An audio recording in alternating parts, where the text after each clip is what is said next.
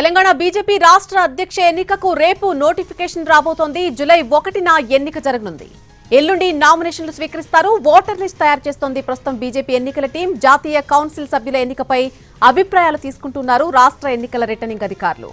ఒక్కో పార్లమెంట్ నియోజకవర్గం నుంచి ఒకరిని జాతీయ కౌన్సిల్ సభ్యులుగా ఎన్నుకుంటారు.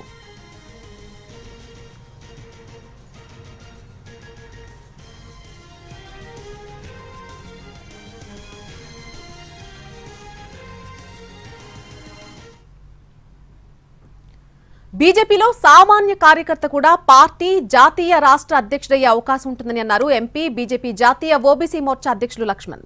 వచ్చే స్థానిక సంస్థ ఎన్నికల్లో 42% బీసీ రిజర్వేషన్లు అమలు చేయాలని కాంగ్రెస్ పార్టీని ఆయన డిమాండ్ చేశారు. కార్యకర్తల అభిప్రాయాల మేరకే బీజేపీ అధ్యక్షుడి ఎన్నిక ఉంటుందని, సమర్థవంతమైన నాయకుడికి బాధ్యతలు అప్పగిస్తామని అంటున్న బీజేపీ ఎంపీ లక్ష్మణ్తో మా ప్రతినిధి Vijay Bhaskar face to face. OBC జాతీయ మోర్చా అధ్యక్షులు ఎంపీ లక్ష్మణ్ మనతో ఉన్నారు. వారితో మాట్లాడే ప్రయత్నం చేద్దాం. సార్ చెప్పండి, బీజేపీ రాష్ట్ర అధ్యక్షుల ఎన్నికలకు సంబంధించి సమాయత్తం అవుతుంది. ఎలా ఉండబోతుంది? తెలంగాణ ఎన్నికలకు సంబంధించి ఎలా ఉండబోతుంది? ముఖ్యంగా వేరే పార్టీల నుంచి వచ్చిన వ్యక్తులు బీజేపీ రాష్ట్ర పీఠం కోసం ప్రయత్నాలు చేస్తున్నారు. ఎలా సమన్వయం చేయబోతున్నారు? జాతీయ ఎన్నికల అధికారిగా ఎవరు అధ్యక్షుడు అవుతారని చెప్పేదానికి నాకు ఆస్కారం. ఎన్నికలు నిర్వహించడమే నా బాధ్యత. దేశవ్యాప్తంగా 10 లక్షల బూతుల్లో, పోలింగ్ బూతుల్లో 18,000 మండల కమిటీలు, దాదాపు 1000 పైగా జిల్లా కమిటీలు, ఈ పాటికే 14 రాష్ట్రాల్లో ఎన్నికలు సవ్యంగా సజావుగా జరిపాము. కేంద్ర మంత్రులను, సీనియర్ నాయకులందరూ కూడా వివిధ రాష్ట్రాల్లో ఎన్నికల అధికారిగా నియమించడం జరిగింది.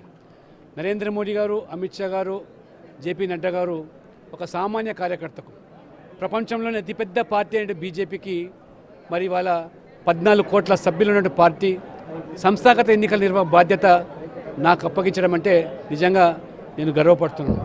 ఒక సామాన్య కార్యకర్త జాతీయ అధ్యక్షుని ఎన్నిక నుంచి మొదలుకొని పోలింగ్ బూత్ అధ్యక్షుని ఎన్నిక, ఇవాళ బీజేపీలో సామాన్య కార్యకర్త కూడా జాతీయ అధ్యక్షుడు కావచ్చు, రాష్ట్ర అధ్యక్షుడు కావచ్చు. కాబట్టి అది బీజేపీలో మాత్రమే సాధ్యం. సామాజిక న్యాయమైన లేదా పనిచేసే కార్యకర్తలైనా, సిద్ధాంతాన్ని కట్టుబడి ఉన్న వాళ్ళకైనా గుర్తింపు అనేది బీజేపీలో వస్తుంది తప్పితే 14 కోట్ల సభ్యత్వం ఉన్న పార్టీలో కార్యకర్తల అభిప్రాయాల మేరకే పార్టీ నిర్ణయాలు జరుగుతాయి. ఎవరు చేస్తారు, ఎవరు జరుగుతారనేది తినబోయే ముందు రుచి ఎందుకు అన్నట్టు 3 రోజుల్లోనే దాదాపు 12 రాష్ట్రాల్లో కొద్ది అధ్యక్షులు ఎన్నిక కాబోతున్నారు. 42% రిజర్వేషన్లు అంటే స్థానిక సంస్థలకు సంబంధించి ఇప్పటికే హైకోర్టు తీర్పిచ్చింది. రాష్ట్రపతి ఎన్నికలకు సిద్ధమవుతుంది. 42% రిజర్వేషన్ల కోసం బీజేపీ ఏం డిమాండ్ చేయబోతుంది? 42% రిజర్వేషన్ల మేరకే ఈ స్థానిక సంస్థల ఎన్నికలు నిర్వహించాలని రేవంత్ రెడ్డి ప్రభుత్వాన్ని మేము డిమాండ్ చేస్తున్నాం. ఏమాత్రం తప్పించుకునే ప్రయత్నం చేసినా క్షేత్రస్థాయిలో మీకు పరాభవం తప్పదు. బీసీలందరూ కూడా చైతన్యమైనారు. మొన్న మేనిఫెస్టోలో పెట్టి బీసీల ఓట్లు పొంది అధికారులకు వచ్చిన తర్వాత ఇవాళ తెప్ప తగిలేస్తామంటే ఇవాళ కర్రు కాల్చి వాత పెట్టడానికి బీసీలు అప్రమత్తమవుతున్నారు. చట్టసభలో చట్టం చేసి గవర్నర్ తర్వాత ఆమోదం పొందిన తర్వాత ఎందుకు ఇవాళ జీవో ద్వారా ఈ యొక్క రిజర్వేషన్లు నిర్వహించలేకపోదు? మీరు ఎక్కడో మోసం చేస్తున్నారు కాబట్టి అవతల వాళ్ళ మీద నెపం నెట్టడానికి కుట్రలు పండుతున్నారు. ప్రజలు మోసపోవడానికి సిద్ధంగా లేరని హెచ్చరిస్తారు. రాష్ట్ర అధ్యక్షుడి ఎన్నిక సంబంధించి చాలా ఒక రకమైన తీవ్రమైన పోటీ నెలకొంది. ఇది ఎలా అధిగమించబోతున్నారు? అంటే పరోక్షంగా కూడా విమర్శలు చేసుకుంటారు. ఎలా? కాబట్టి ఖచ్చితంగా 1వ తేదీ నాడు అధ్యక్షుడు ఎవరో తేలిపోతుంది.